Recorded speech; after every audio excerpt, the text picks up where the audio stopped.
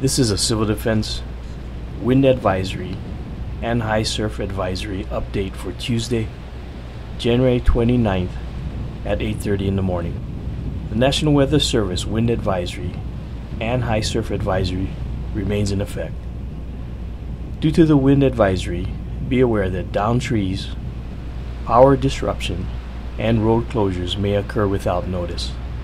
Please stay clear of downed power lines and report down lines to authorities. The National Weather Service has issued a high surf advisory for east-facing shores of Hawaii Island from Kohala to Puna. Due to the high surf advisory for east-facing shores, the following are in effect. Bayfront Highway is closed.